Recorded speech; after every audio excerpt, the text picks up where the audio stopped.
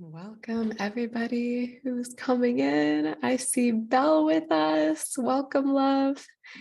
Monica, so nice to see you again. Julie, so lovely to see you again too.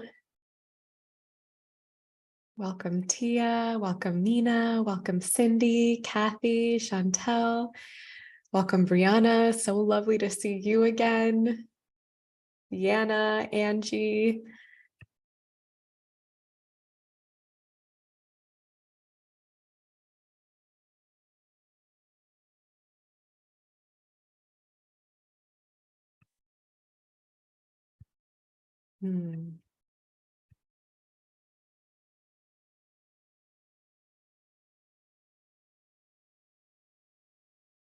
I see Allison is here.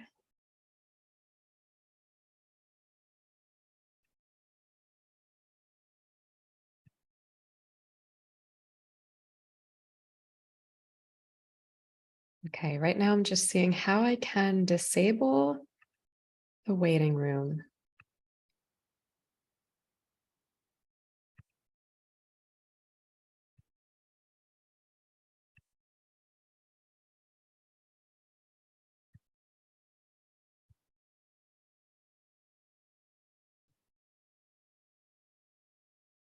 Allison, I just made you a co-host.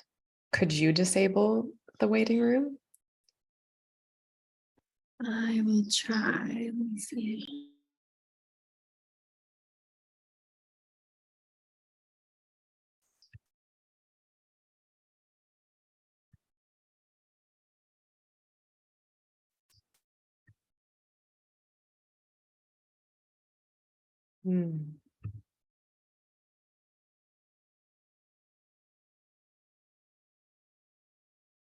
Welcome, Cindy, Arna, Catherine. Welcome, Erin. I see Kristen here. I think that is my mom. Welcome, mommy. I got really excited when I found out my mom was actually with us yesterday. I was like, what? It's amazing. Oh, welcome, Kate. Welcome, Josie. Nice to see you again.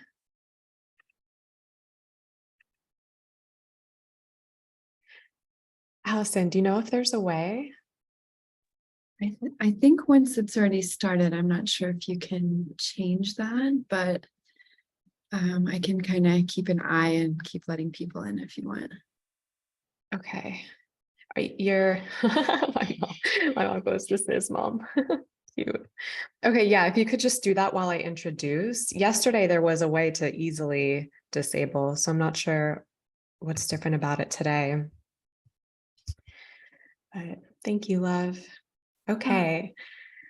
Yay, so today we are going to start off with Allison. Allison is our guest speaker. Yesterday we had an introduction to channeling. I feel like we spoke about the foundations of channeling. Today, we're going to go a little bit deeper. I'm really excited to share with you Allison. I invited her to be on this summit because she is one of the most psychically gifted people I've ever met in a super unique and precise way. So before I open it up to Allison, I just want to share with you a few stories a few experiences that I've had with her that have been incredible. So I met Allison in 2018, and she actually took my training in a semi-private setting. It was her and Sahara Rose. I was teaching people how to access the Akashic records. And then after that, I started doing reading exchanges with Allison. And so I've gotten to experience her psychic gifts like over and over and over again. And it's been a tremendous support in my life. And a few random moments that really stand out for me with her was, this wasn't even within a session, but Allison is like she's really multidimensional. She's really unique in who and how she is. And she's not like this formal practitioner who is advertising to the world, like, I'm the psychic, I'm the spiritual healer, come with me to do sessions. She's just embodying it in her everyday life. And there was a moment where she came to visit me a few years ago, and we were walking and we were walking back to my car. Remember, we were in LA, and she goes to get into this Tesla. And I was like, babe, like, that's not my car. And she's like, oh, I don't know where I went. Oh, yeah, it's because you're going to be driving a Tesla. I feel like I flashed forward into when you're going to be driving a Tesla. And I remember thinking in that moment, I was like, what? Like, that's absurd, because I had been living in such poverty mentality my entire adult life. Like, I was barely getting by, could barely pay rent. In that moment, it was like unfathomable that I could ever drive a Tesla. And sure enough, a few years later, there I was buying my Tesla. And I was like, wow, Allison like spoke life into me. There was something about that moment that it wasn't just some sort of like future vision that she was having. It was, she planted a seed. Like, there was power in her belief in me and her vision. And that's how she works. She's really connected to how in this experience of life, there's so much possibility. There's so much possibility, and she can see those possibilities. And I feel like when she connects with people, she like plants those seeds. She's like, I see the potential. I see you in your highest. I see your gifts. I see the blessings that are available to you here. And she speaks life into them. She's an incredible friend to have. And yeah, she's amazing. Another time I rented this epic home in Hawaii that I loved it. I fell in love with the home, and I was like, I'm signing this lease. And I was going to share it with the man I was dating at the time. And when it came time to move in, him and I parted ways. And suddenly I wasn't splitting the rent with someone. I was like having to pay for this beautiful home all by myself. I was like about to move in. I think move-in date was like a week away. I was like, how am I going to manage this? This was already such a stretch for me to even consider paying half of this. So I did a session with Allison, and she said something so precise. She was like, oh, I think that, she's like, what I see happening is like, you can share this with your community, this opportunity that you're looking for a roommate for this home. And then I see that through a friend of a friend, you're going to like meet someone who's going to be an amazing roommate for you. And she's like, I'm seeing this like gay Brazilian guy. And I was like, wow, that's so specific. That's so specific. Anyway, I announced it on my Facebook. This woman who I had met was like, oh, my friend Nando is super interested. And Nando came to see the place. He was amazing. Turns out Nando is this gay Brazilian guy. It was so specific. And I was a little bit hesitant to have a roommate because I'm really sensitive, and it's a lot to live with people. And she was like, it's going to be amazing. Like, she reassured me in this reading that she did for me. And Nando was one of the best roommates I've ever had. We had the best time ever living together. And I feel like Allison saw that possibility and just opened me up to it with trust. And she like directed me in that direction, because she said something so specific. When I actually met Nando, I was like, oh, this has got to be him. Like, and it ended up being such a gift to live with him. We became like the bestest of friends. It was such a support to have him in the space. It was really beautiful. Those are just two stories of like an infinite number of beautiful experiences that I've had with Allison. She's someone who I do reading exchanges with pretty consistently.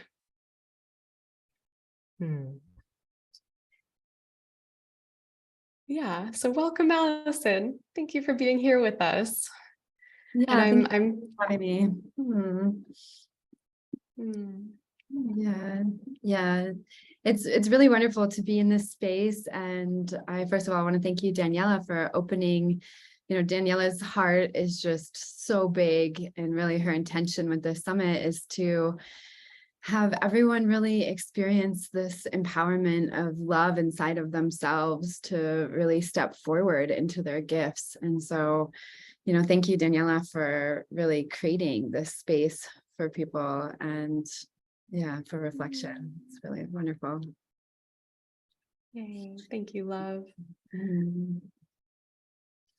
So I would love to ask you, when you are sharing sessions with people, how are those very precise, specific future visions communicated to? Like, how do they come through? How do you know to share them? How does that work? If you can put words into it. Yeah, great question. So for me, sensing and really just coming into a clear channel and having vision and insight really all begins with our nervous system. I work with a lot of kind of technologies, and I've been on a long journey myself of healing my nervous system. And so I would say first and foremost, it's really important to me to be in my center. And when I'm in my center and I'm feeling, at peace with myself, then from that space, different kind of possibilities start to emerge.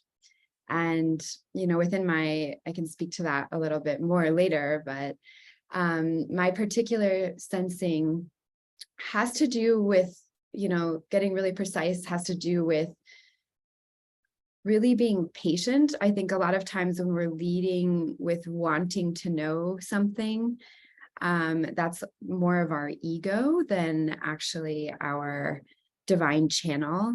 And so we are not really pursuing this as something that we need to know, and instead kind of coming back into that centered creatorship of real trust in the universe, like trust in the expansion. For me, becoming a precise channel was really first learning to trust myself. And that took a long time. It's a big process to trust in this world. And, I went through a lot of challenging life experiences starting from a very young age. And it took me a long time to kind of unwind a lot of the pain from those experiences and really begin to come into my heart and love for myself. So I really recommend for anyone on this path to remember that the love for yourself, the centering in yourself, the trust for what is possible in your own life is so key to really being able to access these kind of precise insights. Because if we're in ego in any way, then we're not actually really open to the multidimensional expression of ourselves. How I see reality is a quantum creatorship experience. There's so much possibility there, and there's so much magic for every single person. And what really inspires me in, accessing other realms and opening my channel is, that joy and excitement that comes from the possibility of what can happen when we live in our creatorship. And, part of that was a long journey for me of also realizing that sometimes I can see higher timelines or possibilities of what could happen. But if they're not, it's interesting because on one level you want to say like, oh, everything is possible, and, want to open people to this wide expanse of possibility. However, there are truths of where we're at in our karmic journey and our karmic path And so I used to wonder, like, okay, well, if you can manifest anything, why can't just manifest $1 million if that's what you want? And of course, there's a few layers to that. First of all, the why is what our soul really wants to know. It's not really like what, but it's more of our why. And so if we're kind of focused on the what, that's very ego driven. That's really like not our higher self coming in. It's more of our desire for something outside of ourselves. And so when we kind of come first back into that deep space of trust within ourselves, trusting our path, trusting our journey, then we don't need to look for what is coming through necessarily. And when we're not looking for it, sometimes it just shows up. So when I'm in my day-to-day life, I access my channel quite often, and sometimes, like the car situation, without really meaning to. There's a way when you're holding a high frequency that you can start to almost shift timelines or become aware of multiple timelines. And that really, a grounded sense of that comes from finding your center in your nervous system. So the long and short of it is that, it's an everyday and every moment practice. For me, I really believe in, the golden bhakti path of living for the divine. I'm here as a messenger of the divine. I'm here to impart the divine care. When you put the divine first and really put that love and expression that you have for the world as the first step to just show up and care and service and honoring the incredible beauty of this world and all the reflections around us, then from that place, a lot of possibility can come forward. And every day, for me, is a really important ceremony. Life is ceremony. And so I look at every single day as a moment to retune into that and to honor this earth, to honor this life, to honor all the beautiful people that are in my life. And so therefore, I really feel like, when you first wake up, it's really important to ground yourself in that love, and you can kind of tune into where your nervous system is at by how anxious or stressed you feel when you first wake up. That's kind of like your baseline level of stress. So again, nothing to get hard on yourself about, but more to get curious about and saying like, oh, how am I feeling when I wake up today? And then from there, the first thing I do is go sit at my altar and pray. And, the word pray for me had a lot of connotation growing up, being more Catholic. And it's, been a journey of kind of rewriting that into simply tuning in with the divine and for looking for those possibilities. I mean, if you're looking to be a precise channel, then you have to also be in a dialogue with the universe where you're in gratitude. And so for me, I start the day with love, with thanks. I start the day with gratitude for everything that is unfolding in my life the way it is, for even the challenges, for giving me lessons that I can, work with that are important for my personal development.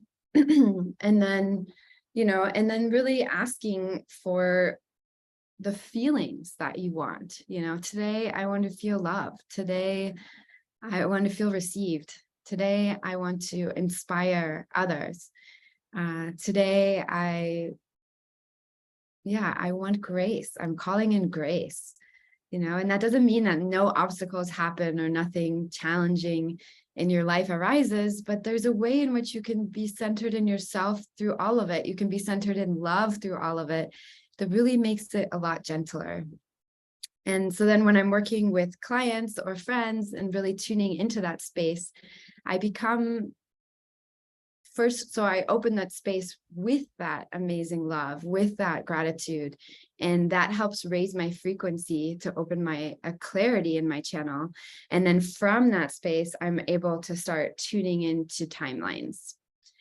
And, from my perspective, it's, we live, and again, nobody really knows, but from what I can subjectively perceive, we're living in a very multi-dimensional expression of reality. I don't know if anyone's ever had the experience where you feel like you completely shifted timelines. You're like, whoa, like everything has changed. I'm on a different trajectory than I was on before. And for me, I feel like we can kind of dance on those timelines. And that's what I work with people. It's not just kind of giving information, but actually, as Daniela said, planting seeds of possibility where we can shift into higher versions of ourselves.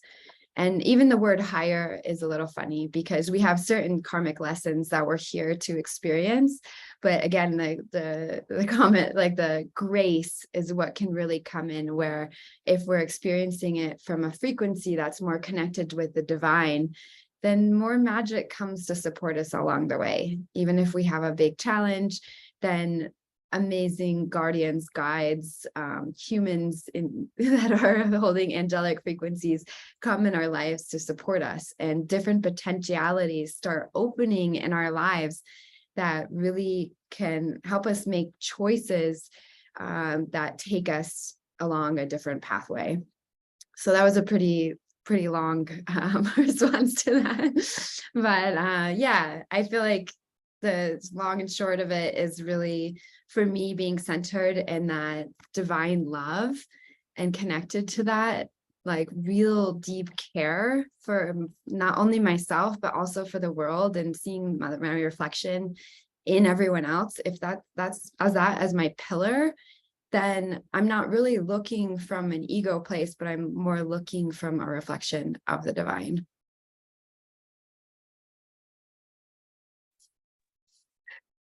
Beautiful. I love that. I received so much from that.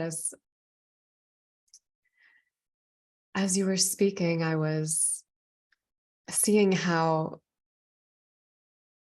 you were reminding us how when we channel, in order to access a certain perspective, we have to come into vibrational harmony, vibrational resonance with that perspective.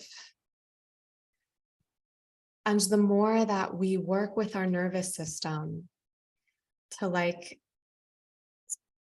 embody more and more of this peace within us, this like nervous system resilience, I feel like the more easily, gracefully, naturally we can come into resonance with the energy, the insights that come through when we're channeling.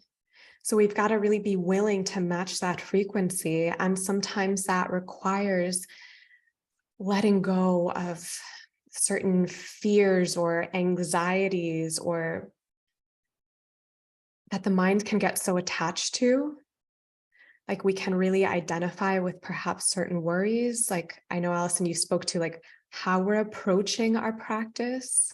Are we approaching it wanting to find answers from a place of like, I won't feel safe. I need security. Like, give me the answer. Tell me that this is what's going to happen, or give me clarity now. It like that can actually inadvertently, in a sense, block our channel when we're bringing to our channel frequencies that do not allow us to open to the frequency of our channel. And we can bring anything to our channel. Like we can bring fears and grief and pain and confusion, and we can ask anything of our channel, but we've got to come with like the willingness to open to channel. As I described yesterday, I experienced channeling as like becoming this clear straw where we are receiving. But if that straw is like full of all of our beliefs, of all of our thoughts, of all of our stuff, then we're not able to receive. It's the spaciousness, the willingness to open, the willingness to let go that allows us to receive. Yeah. And I feel like, yeah, Allison, you were speaking to ways in which we can do that in our everyday lives, like set the foundation for being in that and living as a channel, because that is what you do. And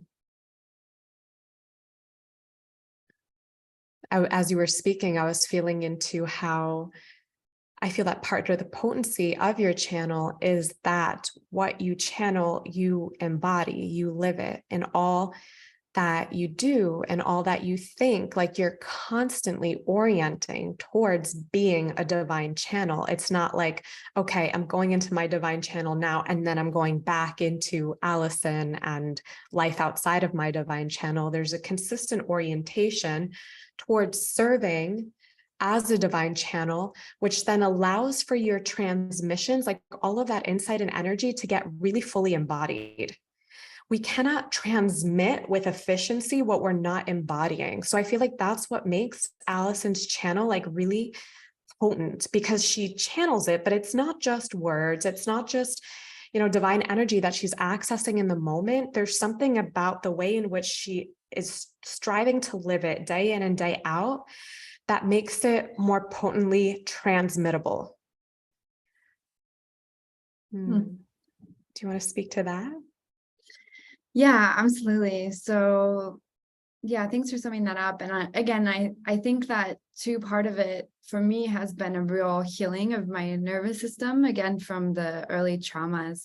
And so I think, there's one side where we're choosing every moment to be in the highest frequency or in devotion that we can. And then there's the other side of it where we really have to work with what's happened so far within our bodies and really bring ourselves some deep love and do that deep work to rebalance ourselves. And I found that the practice of rebalancing my nervous system and finding that safety within myself has been so essential, because even if, like, no matter how you willing you are to step into that and how much you try, if you have these, deep traumas and pains in your field, when I look at someone with unresolved traumas, then I actually see kind of black balls of energy, like stuck, trapped energy. And it's like, or like jagged lines in their field. So I see like the toroidal field of your energy body, and then I can see where there's spots. And for a lot of people, it's in the throat or in the solar plexus or in the heart, and they can be little tiny little sprinkles kind of little pains that we're still holding on to, or they can be some pretty dense pockets of pain. And so then these pockets of pain actually start to have like almost an identity, and they can come from these really deep conditioning patterns that we've developed to try to protect ourselves from re-experiencing this type of pain. And that actually becomes almost a unchosen part of our personality, like a part of our personality that we don't consciously want there. So I don't know if anyone's had the experience where you are like, oh, everything's going really well, and then someone triggers you, or you spend time with a family member or a intimate partner that really can touch on some deep wounding in you. And it's not really that it's that person, it's that there's a conditioning pattern within your system that gets activated, and it's almost like not even you anymore. And so I really think that the process of becoming a clear channel is twofold. There's the side of this conscious intention and presence and mindfulness and showing up, and then there's this real need to dive deep and to do this work to bring love to these healed and parts of ourselves that feel unsafe. And there's otherwise we kind of are either disembodied, where you can become very ungrounded. I've had periods of my life where I was very in the magical realms, but it was like it was actually kind of dangerous for me because I could see possibilities, but I was only seeing the highest possibilities. And therefore I wasn't actually doing the day-to-day things that I needed to support myself. Or on the other side, I've had also years ago, depression where I just couldn't shift into a high frequency. And I was like, yeah, that sounds great. But like, how do I do that? Like, it doesn't matter how much I, want to be there. I just like, I'm really struggling. And so on either side of that is these moments of rebalancing. And there's many techniques to, do trauma healing and work with your nervous system, everything from breath work to, working with plant medicine.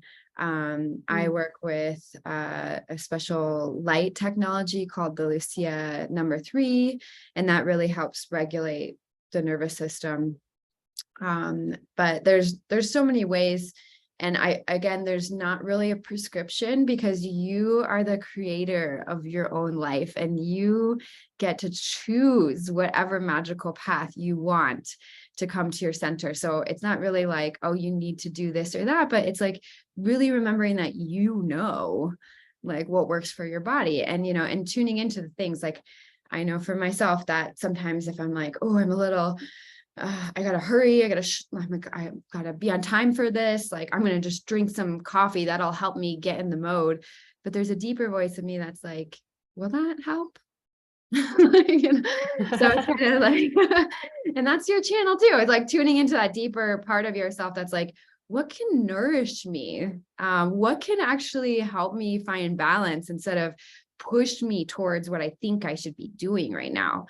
And so, doing that trauma work to release, but then also doing this like really beautiful work of like self-love of our bodies, of really listening really deeply. And again, this took me a long time because I feel like for a long time I was kind of directing my body like, no, now I need you to be awake. So drink this coffee.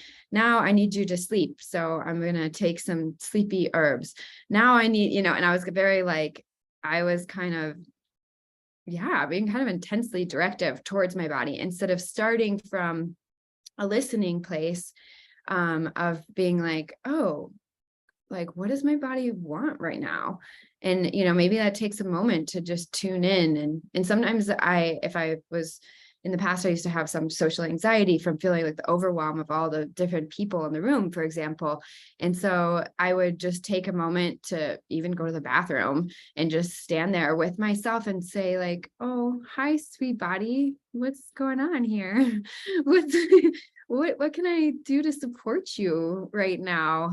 And, maybe some deep breathing, maybe some gentle touch to my own body. Like, you're so safe here. I know there's a bunch of people you don't know and they have some, different energies and it can be overwhelming, but you are so safe. And so kind of like really like listening to my body and giving my body what it wants, first to feel really safe, and then going about what I, as the kind of consciousness, ego personality want to do in my day. And that's been so helpful for me to tune in. And if you're a woman, tuning into your womb is also just such incredible divine practice. Our wombs speak to us in so many ways. And again, everyone is really different with sensing. So it's important to know that maybe you're not going to get a visual or, something, but maybe you feel the tiniest little ping in your womb when someone says something, or after an invitation, or just in a moment, and to just kind of start to learn the language of how your body speaks to you and honor that. And when you do so, you start creating a whole different relationship with embodiment. And, at first that can look like taking time to rest when you don't want to rest, or you think you have things that you need to do. It can mean kind of like upsettling, certain routines. But as you start really tuning in with your body and honoring it, your nervous system will start balancing, and you can do all kinds of other things to help balance your nervous system. And then from that space, it can just be just such a beautiful, juicy experience to tune into the divine. And again, you're not looking for things, you're trying to demand answers and not coming from that directive space, but you're just in this awe and wonder, almost like childlike divine connection where you're just like, oh, what does the divine have to share with me today? And you can't get there if you're really stressed out or in a hurry or like super worried or depressed. And so I just, like really feel for everyone here to, first really care for yourself, and give yourself that time. And it doesn't always mean a bath and a candle. Everyone's different. Maybe a walk in nature is actually going to bring you so much peace and balancing. But just, yeah, taking care of your body, loving it.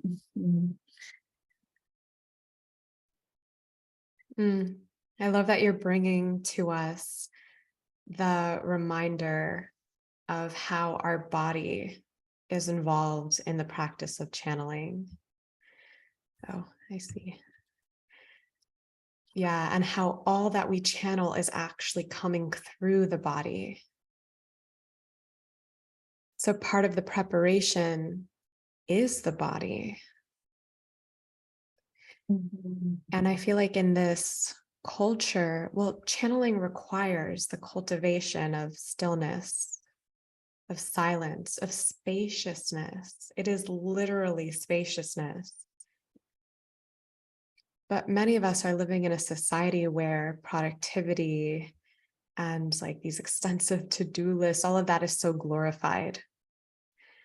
And so our minds become full, because we have like so much to do, we're thinking about the next thing that becomes the orientation. And it actually inhibits us from channeling. Often revelation comes through when we are completely present, open, and available, when we're not worrying about something, when we're not thinking about something, when our energy, our presence is available to receive, when we're not full. And so much of also our society has us disconnect from our bodies. Like what Allison was sharing, it's so normalized to consume caffeine every single day to like feel exhausted and then override that symptom through caffeine. And when the consciousness speaks through depression, anxiety, like all of that is information, it's intelligence. Our emotions carry so much wisdom. It's normalized to override it with pharmaceutical drugs. When I was much younger, when I was a teenager, I was put on medicine for anxiety and for depression. I was on SSRIs and I took Xanax.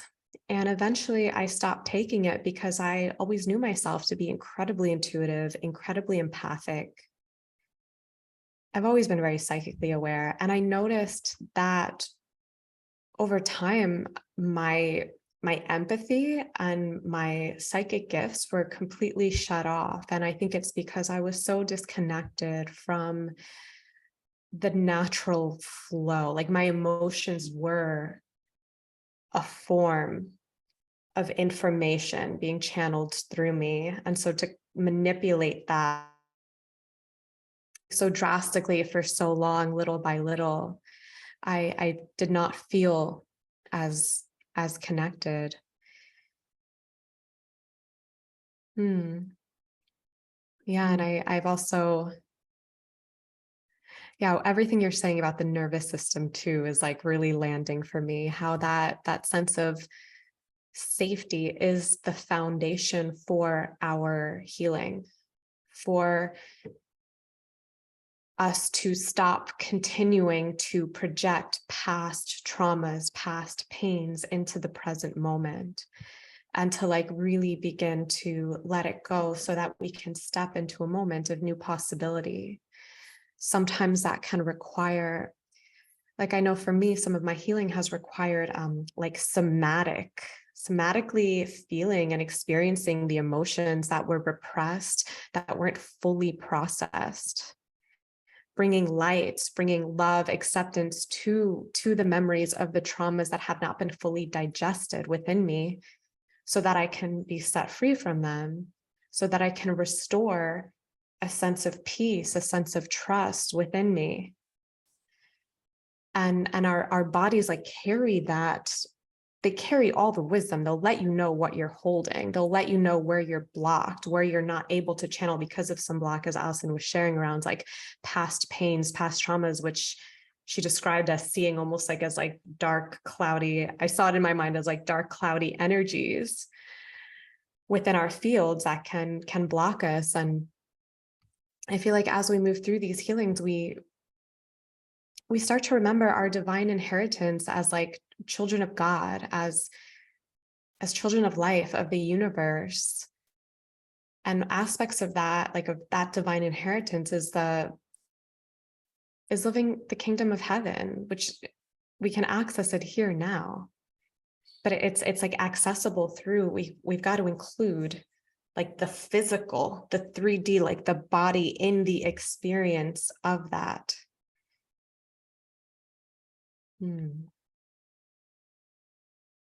Is more coming up for you to share, Allison? Yeah, absolutely. Yeah. The somatic expression of the body is just, such a big part of who we are. And, so again, also just part of that self-love of tuning into and really taking that time to honor what we love about ourselves. Because also, kind of opening the Akashic records and the channels and seeing, manifesting our future and embodying our gifts is really also seeing the potential that we have as ourselves. And, I think often we look outside of ourselves for answers. And again, you really know yourself better than anyone.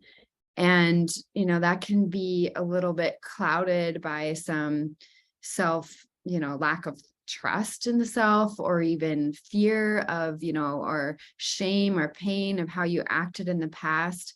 But if you can really take some time to tune into your strengths and tune into, what you can do that makes magic happen, maybe even if you're really having a hard time with it, asking people that love you what they love about you, can be so helpful to remember and embody that. Most of us that are intuitive empaths and are open to this beautiful reality, we're really hard on ourselves. And, it can be a fearful thing to be like, oh, I don't want to be full of myself or something like that. And, a lot of the truth of that is you gotta own it. You gotta own who you are, and not, everyone makes mistakes. Nobody is perfect. There's no need to hold on and hold yourself to these little mistakes that you've made, or even if you consider them big mistakes, because they were all part of your learning. But being able to really tune into what makes you magical and what are you bringing to this world already, and loving that about yourself. And again, these are like ways to raise your frequency, because to open a clear channel, you have to first raise your frequency. So finding those ways that you are showing up and also applying those ways to yourself. So another thing I kind of wanted to speak to today was, when opening your channel, how do you set it up? And, I work a lot with practitioners, especially people who work with the Lucia Light that I work with. And, it's so interesting, even people that are already healers, often when it comes to themselves and giving themselves a session, they don't take the time to set the space. It's like, oh yeah, I totally understand that when I'm with a client, like I light the candles and I, Palo Santo the whole room, and I, like meditate before to come into coherence. And then I set the lighting perfectly and I show up in love. And then when it comes time to give themselves a session, they're like, oh, I just lay down and turn the light on. And I'm like, wait, what? So it's also like remembering that the love and the way that you show up for the people you care about, to bring that back to yourself, and to first and foremost, especially if you're feeling tired or drained or just overwhelmed in any way, I really, really invite you to romance yourself in that way of like really giving yourself back that love. Like set a time, even if it's 1 hour a week, if you're busy, to be like, oh, this is my time for me. And I'm going to go all out. Cause guess what? You know what you love also. So whether it's like a special type of chocolate or, like going to a park or like sitting by a tree that you love, like, what you love. So like create that for yourself. And again, like how we were speaking earlier, that the frequency that you're in is what you're going to be attracted to, right? So there's harmonics of how this will change your life. Because one, you'll be able to, like, if you're like, okay, I'm going to set the space to channel for myself. You're not going to just sit there and like, okay, channel open, it's like, okay, like set your whole stage, like make your space super cozy, turn your phone off, because people probably like sense that you're like going into a high frequency and they're going to try to contact you. No, in this moment, this is for me, and really just creating that sacredness for yourself. And then from there start to do something for yourself. And again, one thing that I really recommend too is working, it's called havening is one word for it, but just taking that time to really like touch yourself. So for example, in your face, we have all these cranial nerves like all along here, and these nerves actually really help regulate our whole body. And everyone's kind of looking for their divine partner to touch them in a way that helps them come to coherence. And that's beautiful, like great if that's accessible, and you don't want to be like dependent on that. So like just being able to have this super gentle touch to your own face, oh gosh, like wow, look at this beautiful being, and taking that time to touch yourself, that is so helpful to your nervous system to relax, especially if you're transitioning, you're doing whatever you're doing, caring for others. And then you're like, okay, this is my time. Like, how do you come into that peacefulness? Gentle stroking, you can stroke your arm or your body. You can actually hold a part of your body, like hold your arm even. It's such a strange, like sounding thing, but our body just feels so great when it's being held. And, a lot of this is like we put outside of ourselves, like, oh, somebody hold me. But, you can hold yourself, just like holding this lovely arm, holding your body, like that can start really shifting something deep in your nervous system. And that's that sense of safety and that sense of care. And, and that's so helpful. And that can really help you create the space to be able to tune in on another level. And also to call forward the things that you want to manifest in your life, and that care that you take for yourself is going to signal to the universe like, oh, look, this, she or he's really tuning into themselves, and they're signaling that they're ready to receive gentleness. They're ready to receive love. If you're being really harsh with yourself, or demanding or controlling or intense or moving very suddenly, you're signaling to the universe that that's what you want more of. You want more harshness, you want more quick changes, you want more intensity. And so it's, just getting really, really curious and mindful about that, I think can really shift your experience in this reality.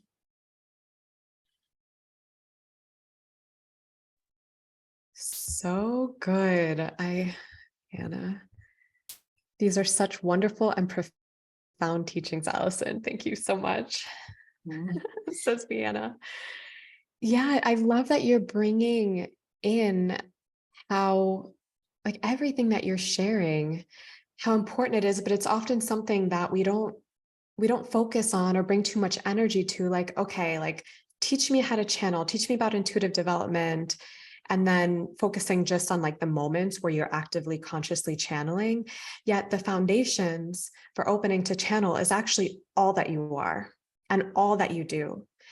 And the more that you cultivate love in your life, the more easily, naturally, gracefully you can attune to divine perspective, because divine perspective is love. It is love. And we most easily, or most powerfully, the ultimate foundation for love in our lives is really our relationship with ourselves. So the more that we relate to ourselves with love, everything Allison's describing, and how we treat ourselves and how we speak to ourselves, respond to ourselves in every moment, the more love we cultivate within, and then the more easily we can access this perspective of love. Yeah. Something that I've found I just want to share one last thing that just felt relevant to this, which was something that I found in my training, is that sometimes people believe that in order to serve as a channel, it's like they think they need to transcend their humanity. They need to complete their healing in order to be a clear channel. But we'll never transcend our humanity. We'll never heal ourselves out of our humanity. We just bring all of that to our channel, to whatever it is that we're doing. I know, like I work with many people who just do incredible work in the world, like incredible work in the world. They're super visible.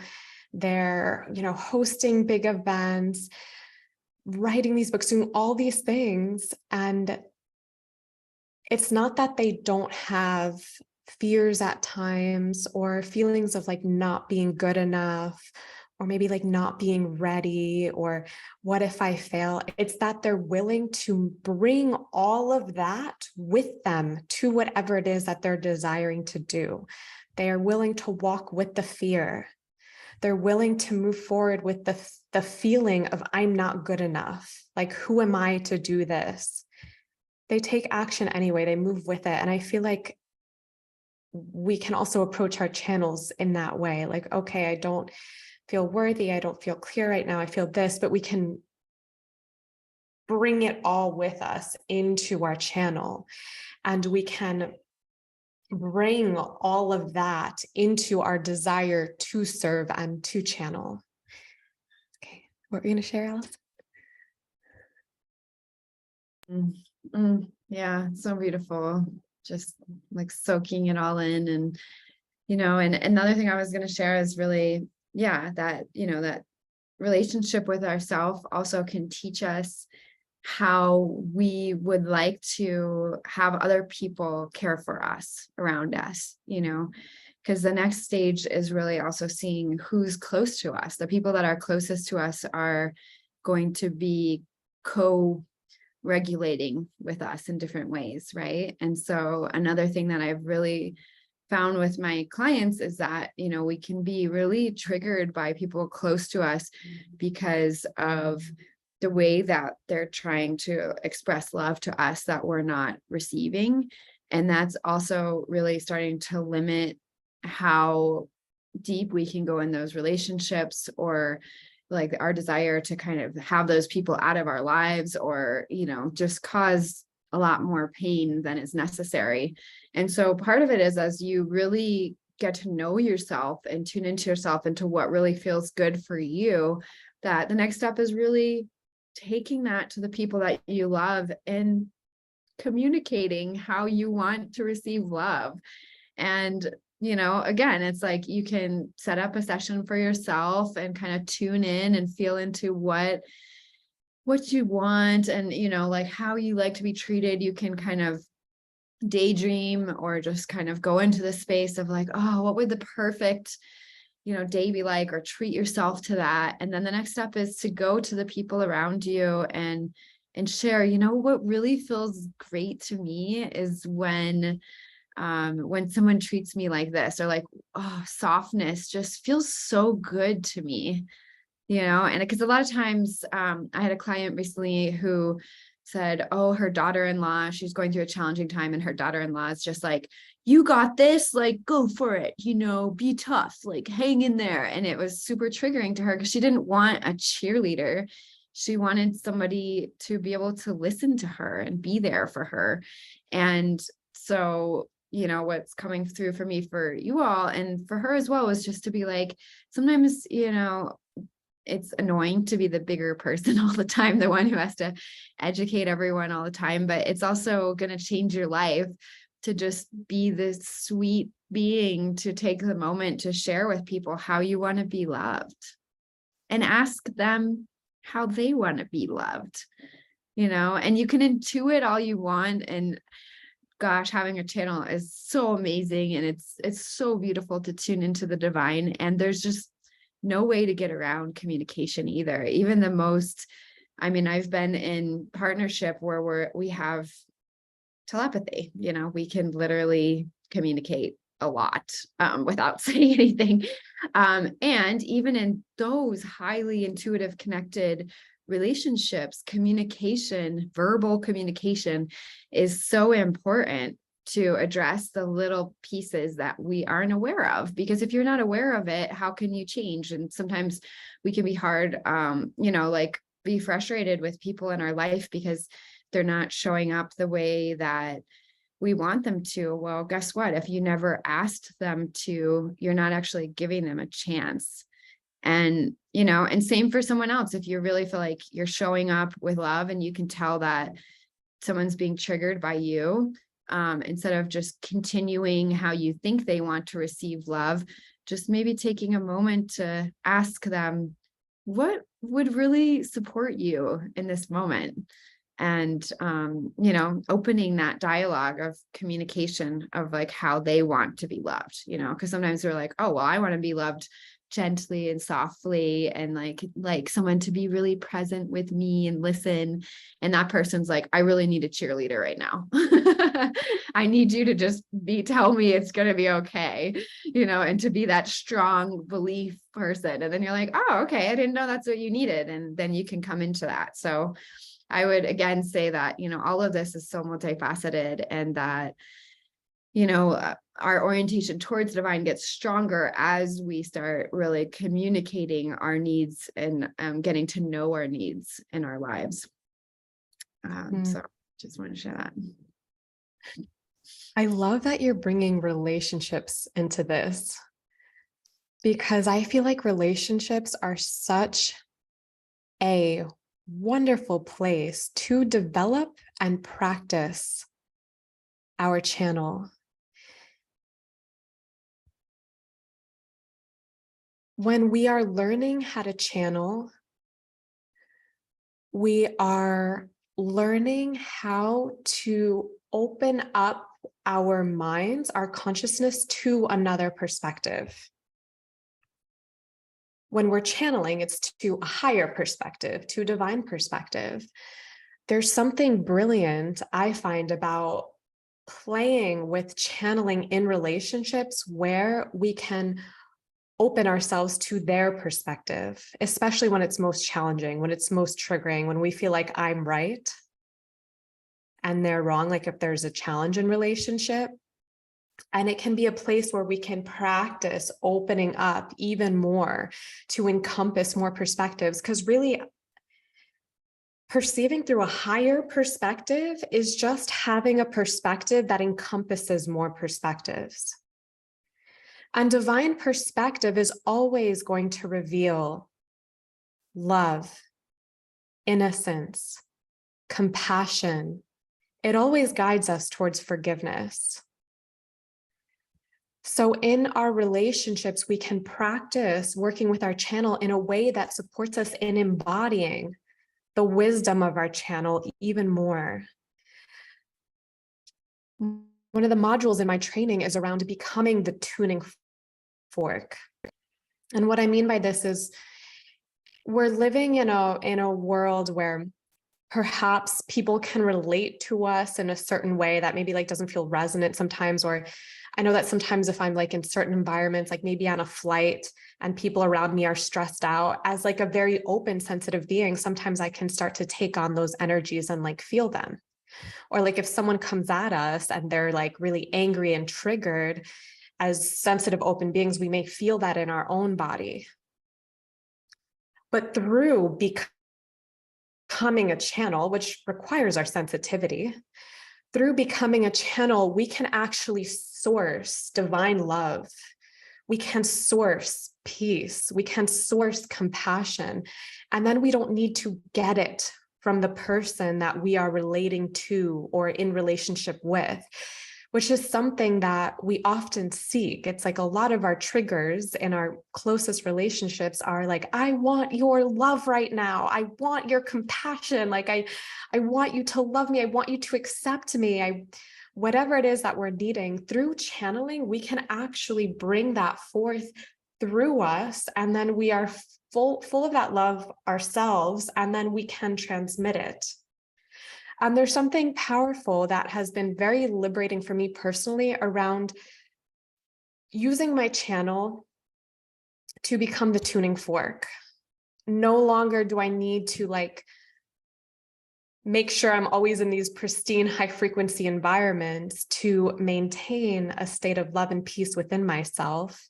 In those moments where I feel myself impacted by my environment, as an open being, we're always going to be impacted.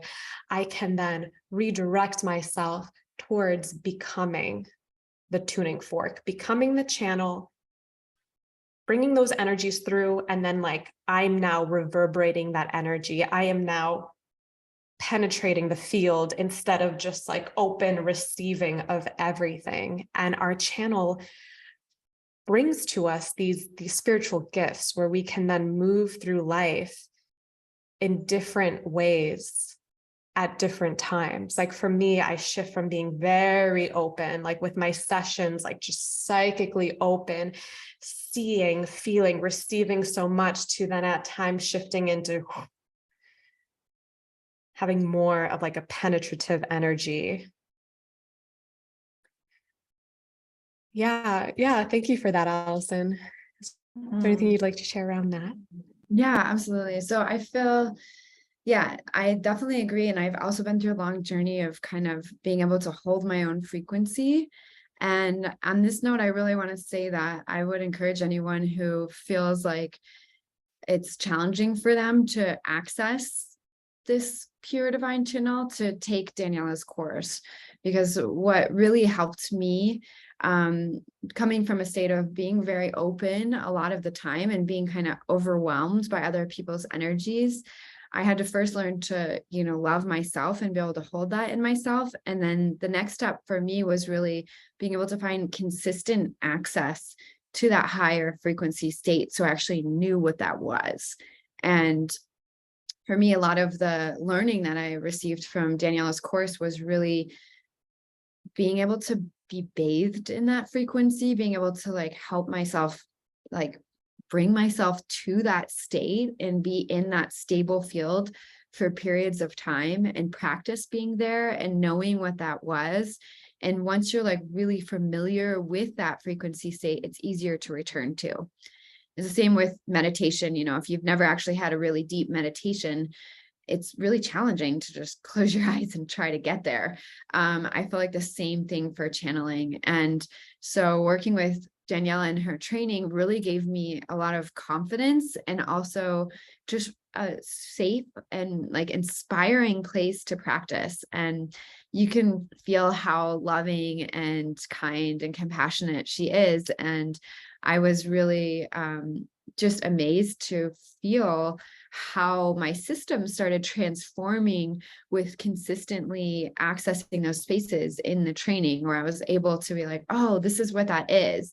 And then being in a field of other people accessing that, and especially in Daniela's field, because she has so much experience with it and has such a clear channel, then I was able to really ground it into my own life in a way that felt safe to me, that felt good to me. It wasn't like, oh, is this it? Am I doing it? I was just like, oh, wow, yeah, I know this energy. I know this place. I know how this feels, and I feel safe here.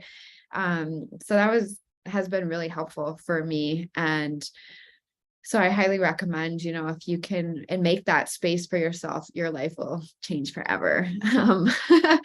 And on that too, like, it's interesting because even if you're psychic and open, you can be tuning in from different spaces. And yeah, I see someone just ask like, how do you know what your frequency is and how do you raise it?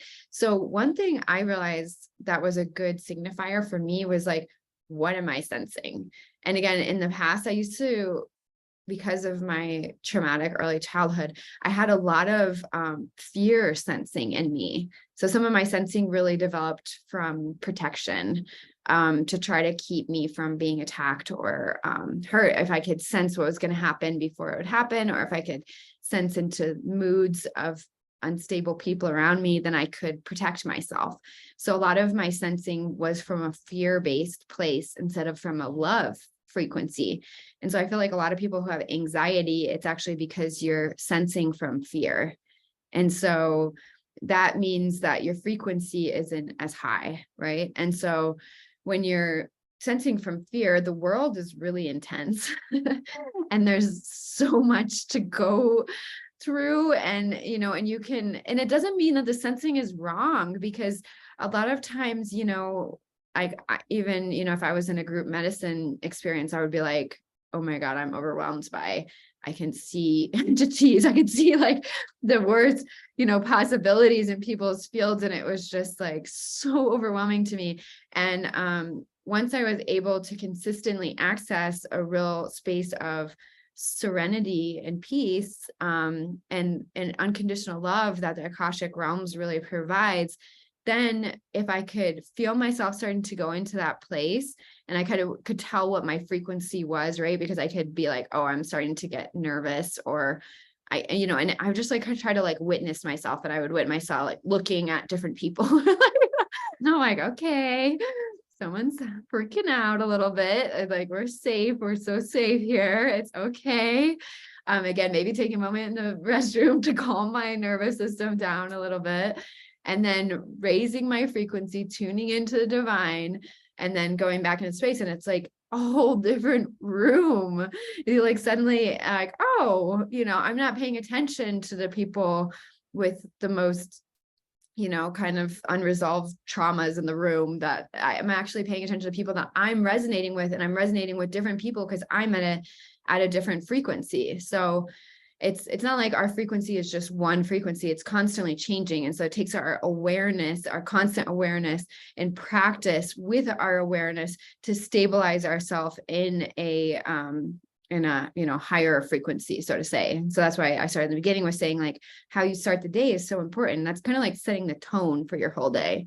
You can acknowledge where your nervous system is at, but then also really like opening your channel or doing practices that, you know, of prayer, of gratitude, to kind of step into that space instead of checking your phone and, this email or you know, it's like start your day with peace, and then the whole rest of your day will unfold. And again, if you're unsure of what that feels like, then I think that's a perfect example to choose to work with Daniela, because she's so good at you know, gently guiding you into that space and reminding you of the power of that space and helping imprint that in your consciousness so that it's something that you can return to again and again.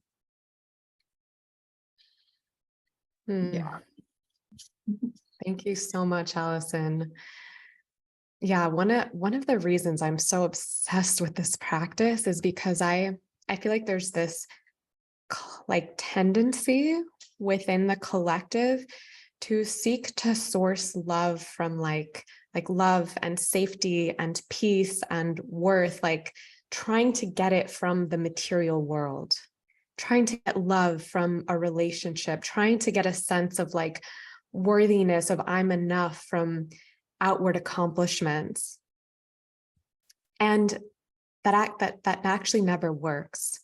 So when we're like seeking success from a place of I want to feel worthy and enough through the success, once we achieve, we actually will feel even like more, like it's like we're never truly fed. We're never truly fed when we are seeking from the material world. What truly fulfills us is seeking all of that from God, from the divine, from the channel. And for me, opening, I started off as calling it accessing the Akashic records. Opening to begin accessing the Akashic records was like this consistent, always there space of you're perfect as you are. You're loved exactly as you are. You are enough. There was so much peace. Like no matter what internal chaos I was in, no matter what I was experiencing in my life, I would open to channel. And it was like, oh, like just this transmission of peace, no matter what I was like battling with myself on because of something I had done. And I was angry about myself and judging myself and like cutting off my own supply of love for myself, cutting myself off for my own self-acceptance. I would then come to my channel like, what's wrong with me? I like this and this, and immediately like flooded with this love, with this acceptance. And I feel that at this time, humanity is still engaging in certain beliefs around like punishment being effective. We have an entire judicial system that punishes people. And there are still beliefs that that's like the right thing to do. We punish, we have consequences for our children. We believe it's like the right thing to do. And then we relate to ourselves that way. But it's not actually efficient.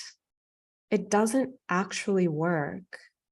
When I first started channeling, I had been struggling with like an eating disorder that I developed when I was like 14 years old. It was like a 15-year-long struggle with this eating disorder where I was binge eating to the point where I could barely breathe. I was so full. And then I would throw it up. So I was bulimic. And if I started binge eating or would purge, I just had such extreme shame around it. And I was trying to like punish myself out of it. Like, this is bad. This is wrong. Don't do it. And like, that's how I'll heal. And I was trying for years to heal in this way. And I sought out so much help from other people. Nothing was working. If anything, it was getting worse. And when I began channeling, that was, of course, one of the first things I brought to my channel. I was like, help, I want to heal from this. And my guides, my channel recommended to me that the next time that I binge eat, instead of doing it like frantically with this like super shameful like energy of like just eating everything in sight, my channel was like, go to your favorite grocery store and get the foods that would taste the absolute best to you. Like that, like, you know, the foods that you're really actually desiring, like actually invest your money in getting like quality chocolate cake if that's what you're wanting. Get as much as you want, buy more than you think you can possibly eat. And then sit down, and before you binge, instead of calling it binge eating, we want you to call it goddess feasting. You are a goddess who is feasting. I was like, oh, wow, okay. And then when you go to throw it up, stop calling it bulimia. You are purging. You're just clearing yourself from like low frequency energies. The whole reason why you even have the desire to, I'm no longer calling it binge eating, I'm calling it goddess feasting. The whole reason why you're having the desire to goddess feast is because there's like so much overwhelm within your being of all these like dense emotions. You don't even know what to do with it. So you're like, I just can't deal with this. I've never learned how to deal with the intensity of all these emotions and energies. I'm just going to like binge eat and then purge it all out. And once I started like relating to my eating disorder that way, like I still remember the last time I binge ate and threw up, there was no shame left around it. I was like, I'm just going to have fun feasting. I'm going to eat whatever I want. And then I'm just going to like purge, like as if I was in an ayahuasca plant medicine ceremony purging. And I remember before I purged that last time, I still remember the last time I engaged in bulimia. And I remember before I purged, I actually said a prayer and set an intention. I was like, God, life, I am purging this and this and this. And it like was fun and it felt good. And I didn't have guilt around it. And I wasn't like super weighed down by shame. And after that, I never did it again because I was perpetuating the cycle through my resistance to it by having all of this guilt around it, all of this shame, all of this judgment, I was actually feeding the pattern. And then I was presented this whole new way of relating to it. And I had invested years of my life, like seeking professional support for this like deep problem that I thought I had. And really all it required was a little reframe, which I received through my channel. And there was no way that I was able to access self-acceptance and self-love of this like bulimia. Like it was so far apart. And even when I worked with people around it, it was like, ooh, like this is a problem. This is bad for you. You're hurting your digestive system. Like this is wrong. So even like the common approaches to healing this eating disorder, they just weren't working for me, because all my soul is interested in cultivating is like unconditional love and acceptance. And once I brought that through, it healed. It like no longer needed to be. And I still have moments where like I'll just eat a ton, but it's not like a problem. It's never binge eating. It's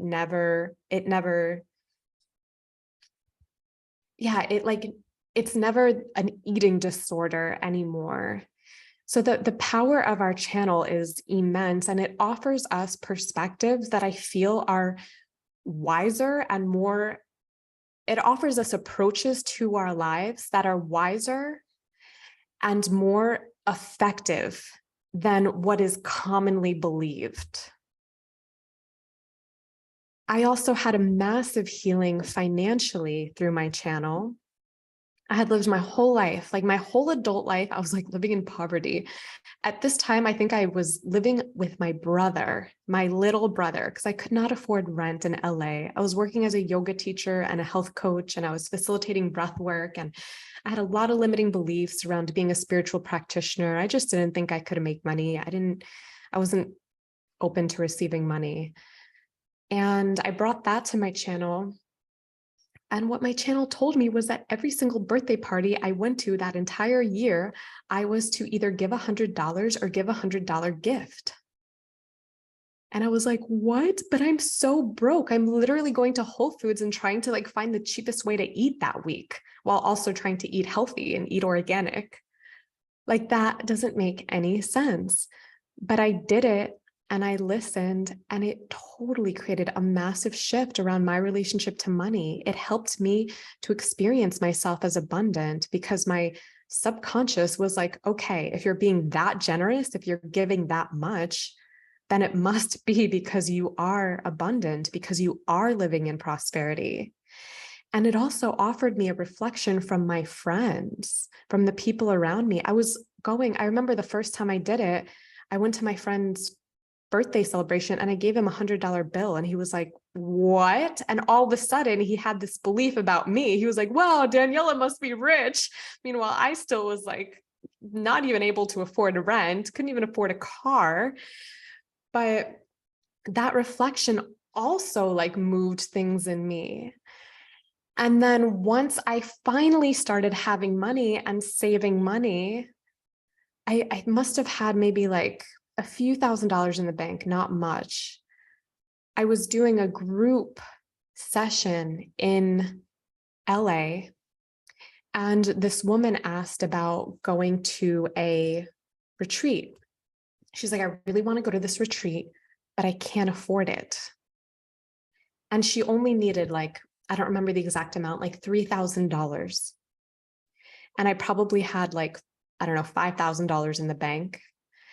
And what I heard in that moment was like, give her the money for the retreat. And I was like, what? This is the first time in my adult life that I have money in the bank. And that was what my guide suggested. And at that point, I felt like I had just completely devoted myself to my channel. I was starting to do these channelings for people. I was really stepping into that as my work. So of course there was no way for me to not like listen to my channel. And to the human mind, it makes no sense. It's like, if you're wanting to create prosperity, then like, build your bank account. But my channel was like, no, give it away, like give it away. And I gave her the money for the retreat. And after that, I had this huge financial opening. It just worked its magic through my own consciousness around my relationship to money. I stopped thinking of like money as my own. I feel like that was a really big shift. And I remember like a few months later was when I started traveling. Like I could afford to like travel and get Airbnbs, and just little by little, I healed that story, which had been my story since forever, like literally since forever. I'd never known another experience than money never being enough and money being limited.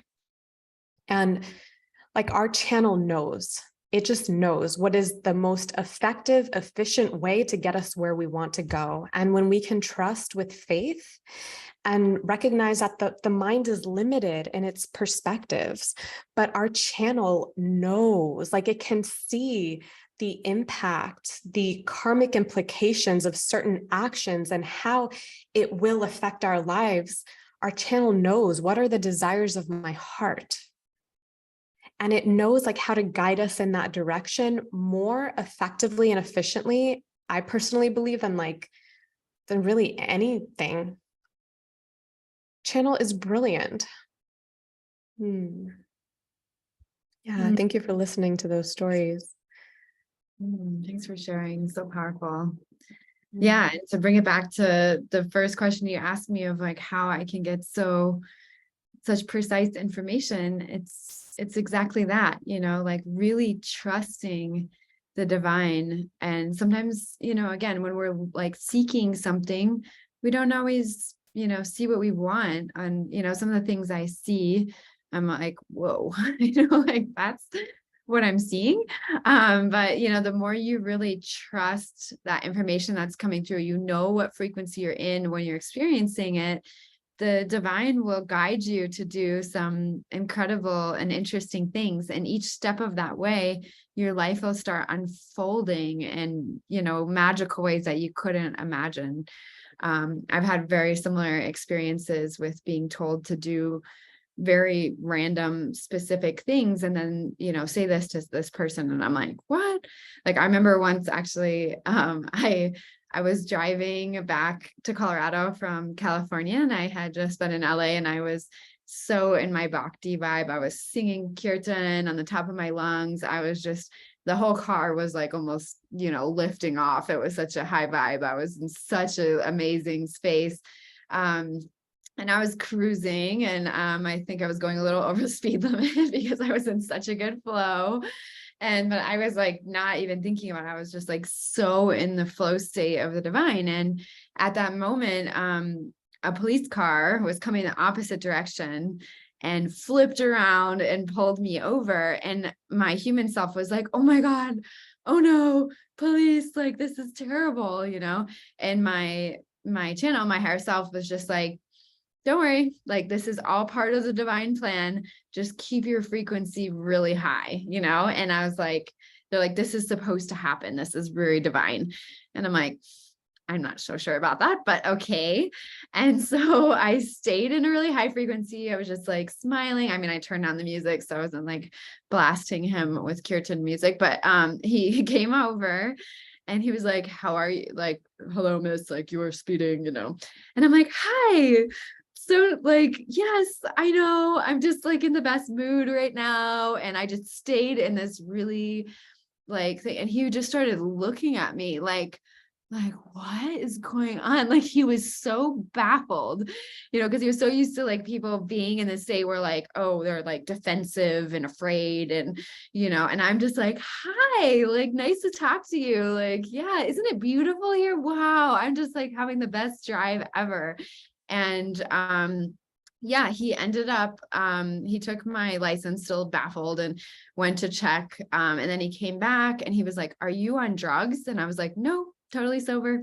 And then he was like, okay. And he's like, well, but how are you like this? Like, and he was just like pointing, like, what is happening here? And he like couldn't understand what was going on with my frequency, and it was just changing him. I think like when we are really holding that high frequency that's unshakable, we are literally changing everyone around us, so we don't have to like adjust ourselves to other people's wobbles. We just hold that heart coherency and that love and that emanation of, because it's really embodied, it's real, and your field becomes big. And, that used to be like actually like terrifying to me because people would feel me and I'm like, I don't want to be a big field. I want to hide. I'm a Pisces. I'm shy.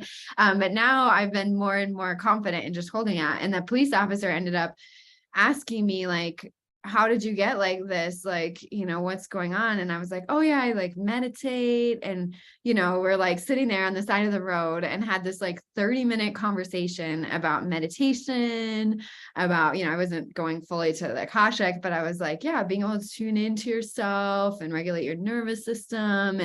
And he was just in wonder and awe, and he was so grateful. And he was really thanking me for being myself and for showing up the way I did. And he was so inspired. He was taking notes. He was going to start trying to find local meditation places. And, he was a total, star seed that is doing his best to serve and protect how he thought when he was, younger and more conditioned was the best way to show up and love. And so it's really, the divine will guide us to do things that you would never imagine. And when we really are holding that frequency, that's how we start really changing the world. And so my kind of ending note here is that I really just want to say that opening your channel is not only like going to give you insight and inspiration for your life and help you choose a better path, but it really ripples out. It really affects every single person you come in contact with.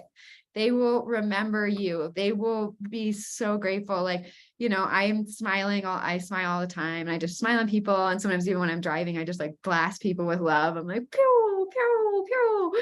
And people, will contact me like years later and be like, oh my God, I still remember you and how you smile and you glow. And that's, at the end of the day, it's like, how do we want to make an imprint on this world? Like, how do we want to show up?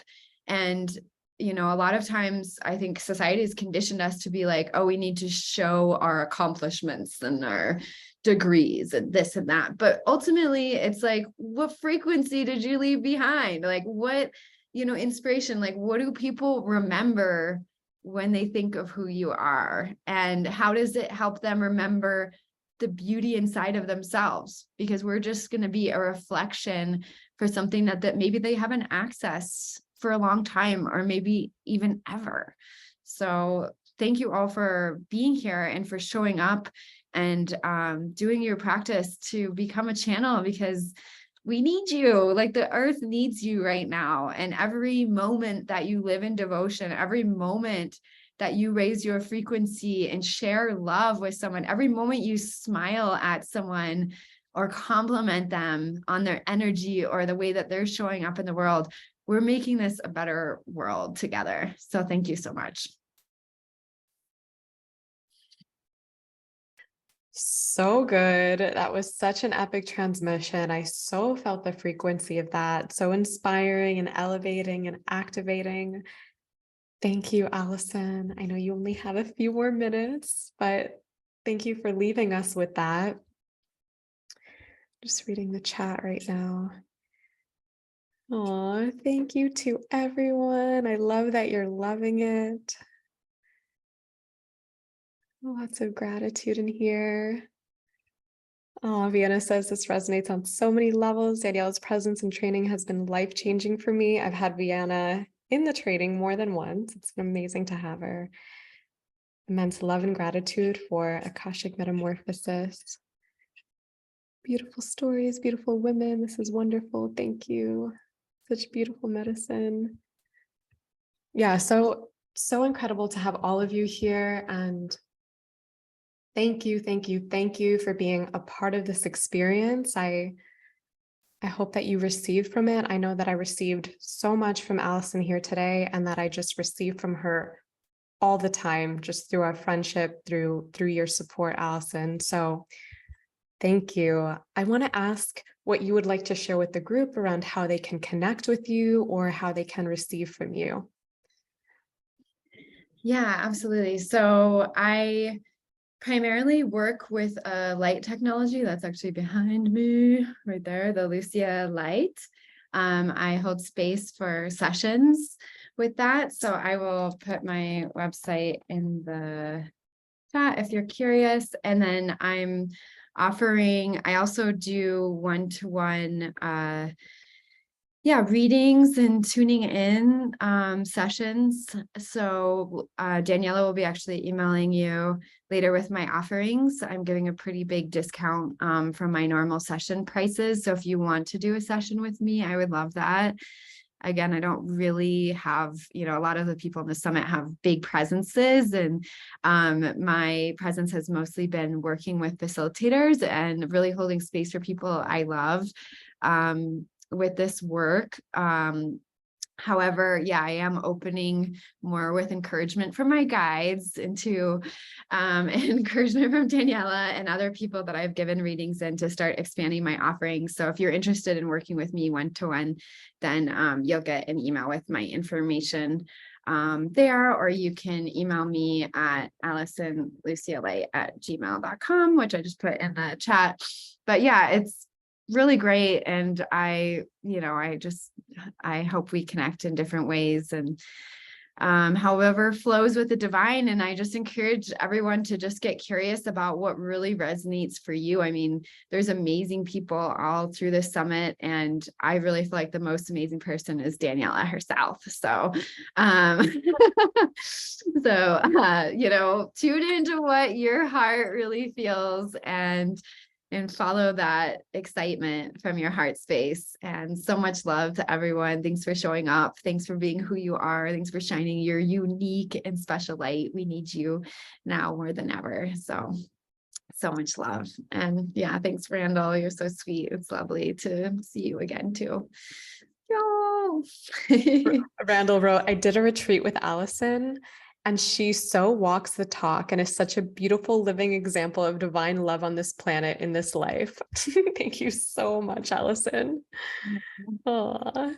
So true. I receive so much from my one-on-one sessions with Allison. They're incredible. I go to her all the time.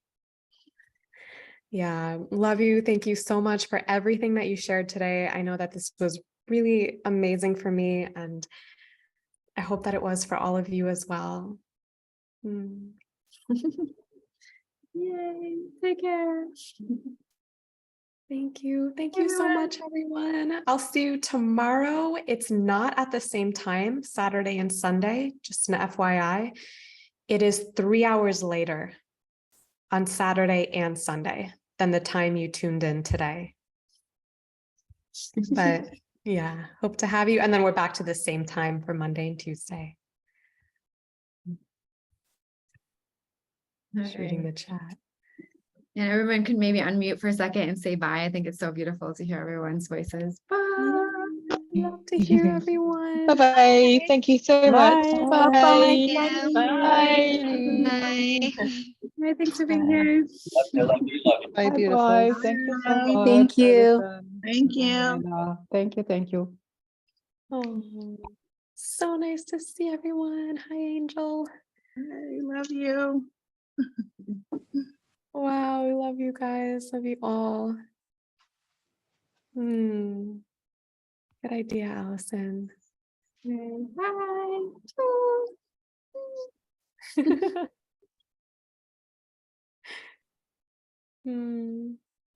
Love you guys. Love you. Bye. Bye.